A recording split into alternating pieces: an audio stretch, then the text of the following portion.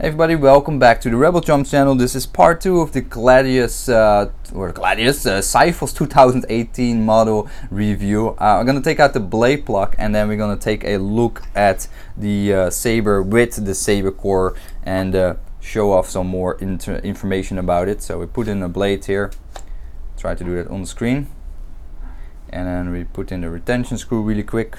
So retention screw, as I said in part 1, is around 1/2 inches into the blade in the hilt from start of the emitter to the retention screw. So there's a nice 1/2 inch depth before it meets the retention screw, and then there's another 1/2 inch before it meets the LED unit, which is here. So that is really acceptable and a good depth for a lightsaber.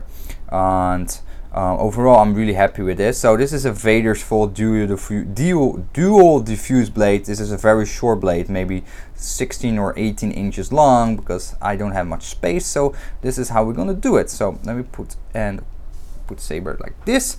So let me fire on. It has the Saber Core 3.0 soundboard. It has a red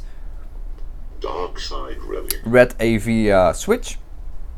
I turn the Saber out of deep sleep mode now. I will do a separate review on the Saber Core 3.0, so that's a separate video. You can check that out, it will come later, or it's already in the make. Then there's also a comparison between the old Saber Core 2.0 and the new Saber Core 3.0 soundboard, so you also can check that. And I also will do a separate video on comparing this 2018 Xiphos versus the old Gladius V1 and the older Xiphos version as well. So we have a comparison between those hilts, so you have an idea what you get with the new version compared to the old version. And so let's turn her on. So I opted for a deep red LED and SID sound fonts. The sound fonts has been made by Shamim, who is a very famous lightsaber installer and YouTuber, and he's active on some of the lightsaber groups on Facebook. I think most people know Shamim by now, but he made these sound fonts. Also, I will do a separate review on the sound fonts. So this is the deep red. It's set to slow pulsing. Again, all the settings of the Saber Core will be covered in the review separately from this one. This is more about talking about the hilt. The audio I have set to setting 70 because I felt like it was already loud enough to show it off. And let me take it off the camera and show it to my microphone, or let you listen it in the microphone. So it's already quite loud. It's setting 70. You can crank it up to setting 100 if you want to go outdoors or whatnot, or you think it's not loud enough. That is nonetheless very nice. So let me just give it a few hits.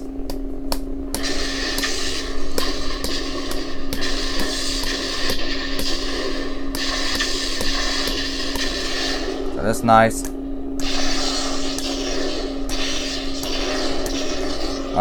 Saber Core 3.0 soundboard is really nice. It's nice and responsive. It's very sensitive. I like this sound font, and overall the audio being vented outside of this hilt is quite nice. I do have to say, due to the pommel design and the hilt design, the audio is more directional than some of the other hilts, meaning that if you face the hilt another direction like this, the audio is almost not that much present anymore. You don't hear it yourself that clear anymore, and that's because the way how the hilt is designed and how the sound is funneled out of the hilt, the resonance chamber. And I found it an interesting given because the speaker is right here, so I don't know how that is possible, but it's kind of interesting. So it's also because even though it's directional, even if I try to muffle it, there's still some audio leakage higher on. Actually, this is kind of strange. So my lightsaber just went off on its own. I don't know what that is. Is that because the lightsaber was not attacking any moves, or I just start to encounter some issues with my Saber Core 3.0? I don't know yet, but it's kind of interesting. I'm gonna test it out a bit more in a few moments. Yeah, you guys see just now on camera that was not intentional. I didn't do that on purpose. So I don't know if that's because I just hold the lightsaber and not playing with it too much, and then it goes to the sleep mode. I don't know yet, but that's will be covered in updated videos regarding the Sabercore 3.0 review and whatnot. My verdict on this lightsaber, it's a must buy if you're a fan of the Gladius. It's a really good complementation to your existing Gladius if you have the 2015 model, of which this one is based, or you have the older Gladius or the older Xiphos.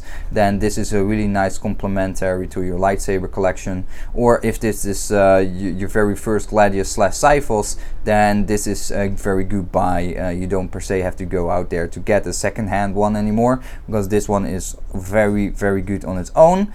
It's a bit thinner, it's a bit lighter than the old Gladius, and it's just overall a very nice saber to play with. And I'm really happy to have this in my collection. I definitely consider this to make this my main carry lightsaber to go out and whatnot for lightsaber dueling meetings or whatnot, because I really think it's a nice compact saber.